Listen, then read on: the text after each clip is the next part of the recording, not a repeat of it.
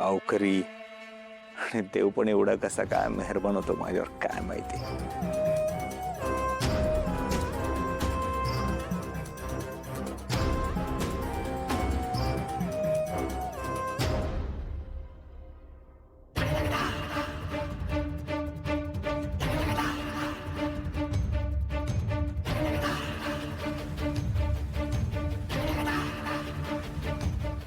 CCTV का दिसत नाही?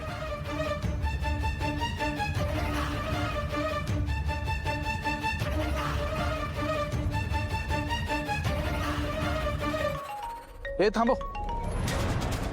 काय रे? साहेबांचं फोन. हॅलो. हॅलो. हा साहेब, पोलीस स्टेशनलाच येतोय तिकडे. कशाला येतं इकडे? तिकडे थांबा. आणि तो सीसीटीव्ही का दिसत नाही बघा ते.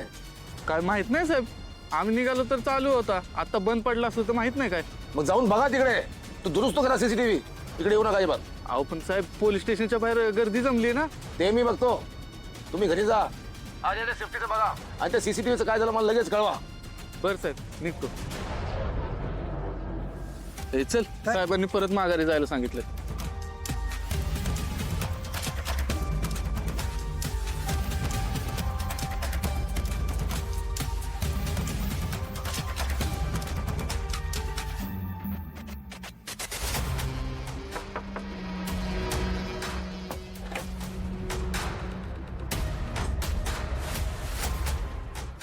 गोपाळजी, तुम्ही इथं? का हो, मी आलेला आवडलं नाही का तुम्हाला? नाही, तसं नाहीये. मग प्रॉब्लेम आहे आता. काय? मी असताना कशाला टेन्शन घेता तुम्ही? चला आता.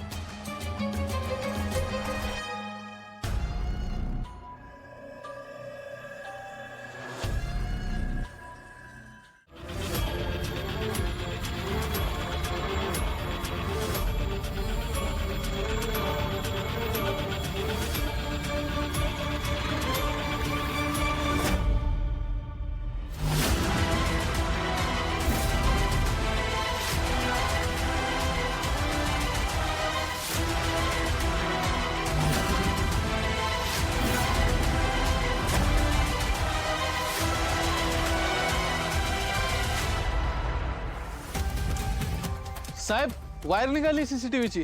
निघाले नाही. बसून बसून दमले असतील. त्याला फिरायला गेले असतील. त्याला निघाला नाही, काढल्यात कोणत्या त्या बाहेर. अहो साहेब, आम्हाला यातलं काहीच माहित नाही. तेच ना, तुम्ही काहीच करत नाही.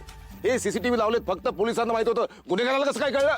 तो गुन्हेगार येतो, तुमच्या नाकावर टिचून वायर्स काढतो, निघून जातो. झोपा काढतो तुम्ही.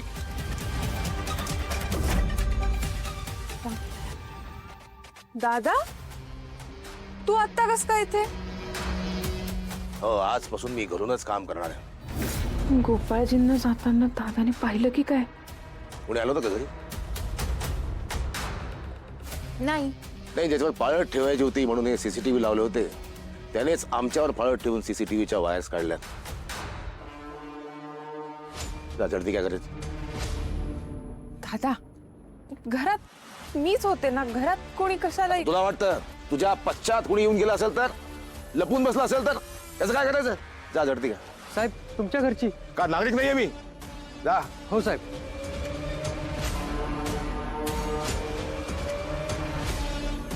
हा, हॅलो. आपण ते सीसीटीव्ही लावले होते ना?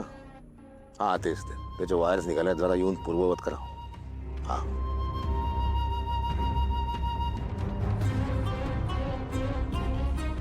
साहेब, सगळं चेक केलं, काही नाही सापडला. चिमणे, चल तू माझ्यासोबत. कुठे? पोलीस स्टेशनला. तू इथं सेफ नाहीयेस. दादा, काही काय ते मारेकऱ्यापेक्षा तू टॉर्चर करतोय आता. हे बघ, त्यानं येऊन आज वायर्स काढल्यात. उद्या तुझा जीव घ्यायला कमी नाही करायचा तो. दादा, हे आहेत ना दोघे इथे. तुझ्या बाबतीत कोणतीच रिस्क घेऊ शकत नाही मी. दादा प्लीज ना. मुंबईला पाठवू?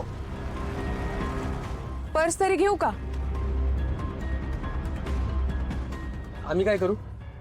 हे नीट करा सीसीटीव्ही. हो साहेब. चल. माझा विश्वासच नाही बसत आहे. का? मला असा नवरा मिळालाय. तुम्ही सगळ्यांसमोर माझी बाजू घेता, माझ्या पाठीशी उभं राहता. अजून काय पाहिजे मला? हां. जगातल्या प्रत्येक बाईला आपल्या पाठीशी उभा राहणारा नवरा पाहिजे असतो. मला तो मिळालाय. खरंच लय भाग्यवान आहे मी. तुमच्या मनापासून आभार. अहो लालीजी, आभार नसतात मानायचे. आभार मानले का नाही नात्यात दुरावा निर्माण होतो. ते शक्य नाही. मी आपल्या दोघांमध्ये कधीच कुठलाच दुरावा येऊ देणार नाही. आणि तुम्ही कायम माझ्या सोबत असणार याची खात्री आहे मला. मी कायम तुमच्या सोबत असेन, शब्द आहे माझा. किती प्रेम करता ना माझ्यावर. काय हो, घरचे म्हणतात तसं त्या उत्सवाच्या दरम्यान मला काहीतरी झालं, मी मेले, तर काय कराल तुम्ही? दुसरं लग्न कराल? तू मेलीस ना तर या सगळ्या कटकटीतून तरी सुटेल मी. हो, हं? मी काहीतरी विचारलं तुम्हाला, सांगा ना. लालीजी, अहो काय बोलतोय तुम्ही? तुम्हाला तरी कळते का? विचार करा जरा बोलताना. अहो तुमच्याशिवाय एक क्षण सुद्धा नाही जगू शकत लालीजी. तुम्हाला माहित नाही माझं किती प्रेम आहे तुमच्यावर. तुम्ही काय काळजी करू नका बरं. तसं काय झालं का नाही, मीही तुम्हाला तिकडनं परत आणेन. मला माहिती आहे तुम्ही माझ्या मरणाची वाट बघताय. आयता वाटेतला काटा बाजूला होतोय म्हणून तर तुम्ही मला अडवत नाही आहात. पण घाबरू नका, ही लाली एवढ्यात मरणारी नाहीये. वाटेतलं काट अलगद बाजूला काढणारी आहे.